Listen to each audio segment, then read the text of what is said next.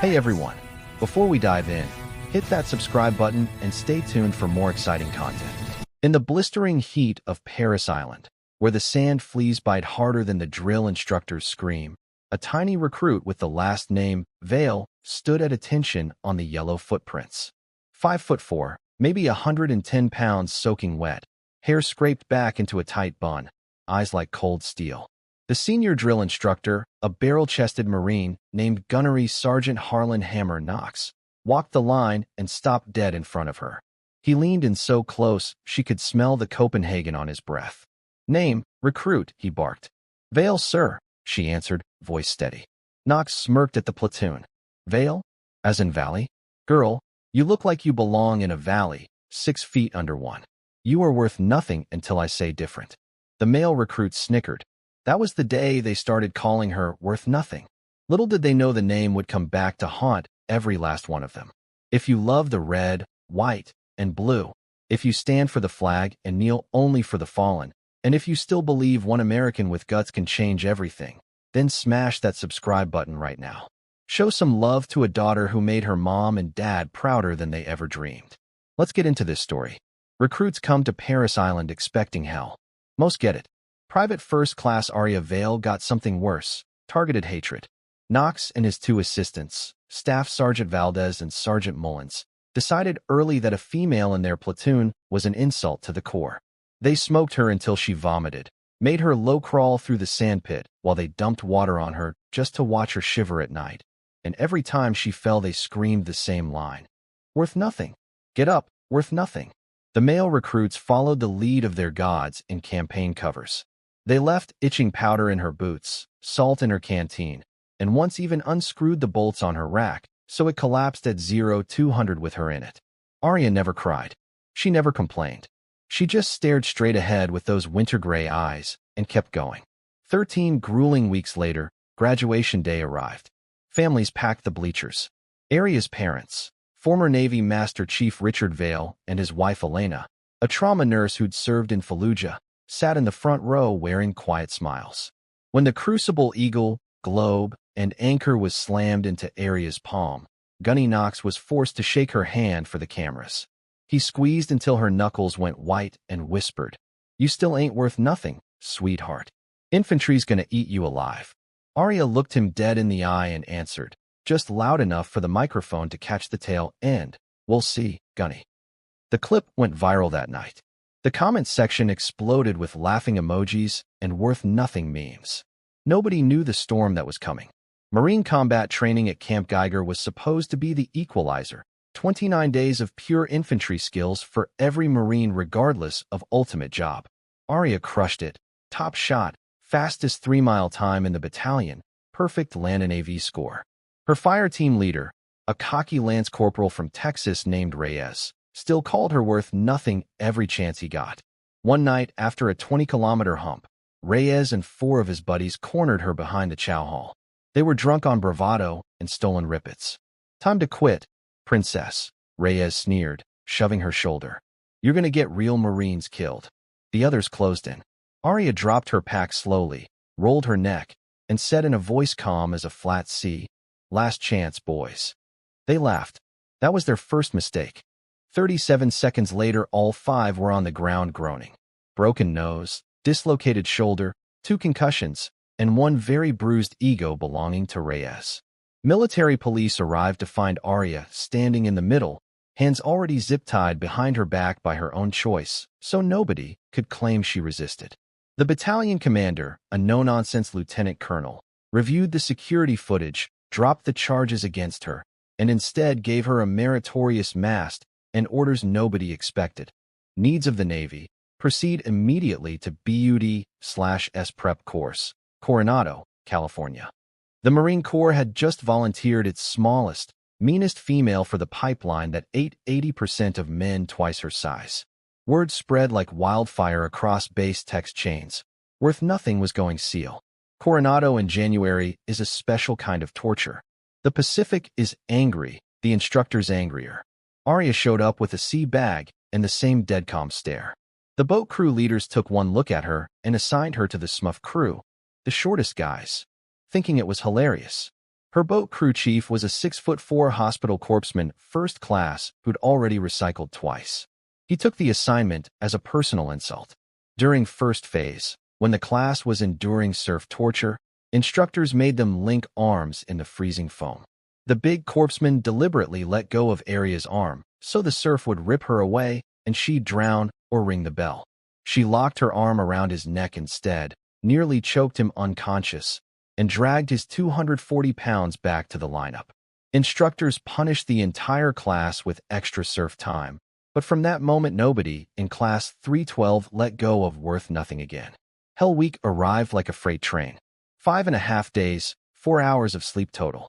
On Wednesday night, the class was down to 37 candidates out of 142 starters. They were carrying logs up and down the beach, hallucinating from hypothermia, when the lead instructor, a legendary Master Chief with a chest full of fruit salad and 0 patience, decided to break them one by one. He zeroed in on Aria. Vale, your daddy was a fleet sailor, right? Bet he's real proud his little girl is out here playing operator. Why don't you quit and go be a yeoman? The class waited for her to crack. Aria dropped the log, walked straight up to the Master Chief, looked up, way up, and said, "My father earned his dolphins on a fast attack sub during the Cold War, Master Chief. He taught me one thing, never quit on my watch." Then she picked the log back up, put it on her shoulder alone, and screamed at her boat crew. "If I can do it, you giants better move." Something shifted that night. The class started calling her Mom behind her back, not as an insult, but the way SEALs do when someone has bigger balls than the rest of the team combined. She graduated top 5 in her class, earned her Trident in a ceremony her parents could finally attend without hiding tears. The commanding officer of Naval Special Warfare Group 1 pinned the bird on her chest and announced her billet. SEAL Team 3, Charlie Platoon. The same platoon that had lost a teammate in a bad op 6 months earlier and had a hole no one wanted to fill. The old hands took one look at the 5'4" female and groaned. Their platoon chief, Senior Chief Chris Haas Carter, a 6'5" Montana farm boy turned pipe hitter, pulled her aside after the first muster. "No offense, Vale, but we work in denied areas. You get hurt, we all die trying to carry you out. I can't have that." Aria met his stare. "Senior, the only way you'll have to carry me is if I'm dragging 3 dead tangos with me. Give me one deployment. If I'm not pulling my weight, I'll put in my paperwork myself." Haas grunted. That was as close to yes as she was going to get. 6 months later, Charlie Platoon spun up for a direct action raid in the southern Philippines. Intel had a high-value HVT hiding in a compound guarded by 30 Abu Sayyaf fighters who loved their technicals and RPGs. The mission was simple on paper. Fast rope from 2 MH-47s at 0300, clear the compound, grab the HVT, exfil before sunrise. What wasn't on paper was the tropical storm signal 3, 0 visibility, and a pilot who miscalculated the LZ by 40 meters, dropping them straight into a kill zone of concertina wire and angry dogs. Haas took a round through the thigh on the way in. The platoon was pinned behind a mud wall with tracers snapping overhead like angry hornets. The platoon's breacher went down with a gut shot. They were 30 seconds from being overrun. Aria low-crawled through the wire, dragging the suppressed 18 Malawian kwaches and a satchel of sea, for like it was Christmas. She reached the main gate, slapped the charge, rolled away as the explosion lit up the night. The blast turned the front gate into confetti and half the guard force into memories. She was first through the breach, pieing corners like she was born in a shoot house. Room 1. 2 tangos, both dropped before they cleared leather. Room 2. HVD trying to rabbit out the back window. She tackled him like an NFL linebacker, zip-tied him while he screamed. By the time the rest of the platoon fought their way in, she was covering Haas with her own body, returning fire with one hand and applying a tourniquet with the other. They loaded the birds as the sun peeked over the jungle. 0 Americans lost. 27 bad guys not getting up again. 1 very quiet bird ride home. Back on the grinder at Coronado, the entire team assembled for the debrief. The Commodore himself flew in. He read the after-action report, looked at Aria standing there in blood-soaked camis barely bigger than a 12-year-old's, and said, "Petty Officer Vale, you are hereby advanced to Chief Petty Officer, effective immediately." And the president wants to pin a certain silver star on you next week. The grinder erupted. Haas, still on crutches, limped over and rendered the slowest, proudest salute she'd ever seen. Told you one deployment, Chief, he grinned. Guess you're stuck with us. Word travels fast in the teams. 6 months later, Gunny Knox, now retired and running a CrossFit box in South Carolina, opened his phone to a viral video. It showed the White House ceremony, a tiny chief in dress blues having the silver star placed around her neck by the commander-in-chief himself. The cheer in red, smallest seal in history, saves entire platoon. Knox's face went the color of paste. His phone started blowing up with texts from every recruit he'd ever crushed at Parris Island. All of them the same message. Worth nothing. He closed the gym early that day, and nobody ever saw him coach again. Aria kept deploying, Syria, Yemen, places that don't exist on maps. Every time Charlie platoon went out, operators from other teams begged to rotate and just to work with Mom. She never bragged, never did interviews, never corrected anyone who still whispered, worth nothing, as a joke. She just showed up, did violence when required, patched her boys when hurt, and brought every single one of them home. 16 years later, now a Master Chief Vale, she finally hung up her Trident and took a quiet instructor billet back at BUD/S. First day on the grinder, a new class of hopefuls stood trembling on the footprints. A skinny kid from Ohio dropped his bag and stared at the tiny woman with more fruit salad than half the staff combined. She walked the line, stopped in front of him, and asked, "Name, candidate." He stammered it out. She nodded once.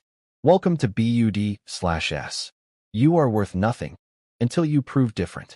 Then she smiled, the smallest curve of the lips, and moved on. The kid never rang the bell. None of them did that class. They had a guardian angel who'd already walked through hell wearing their future Trident, and they weren't about to let her down. So tell me in the comments, where are you watching from right now? Texas, Pennsylvania, California, Alaska, downrange somewhere? Drop your state or country. I read every single one. Fair winds and following seas, America. We'll see you on the next one.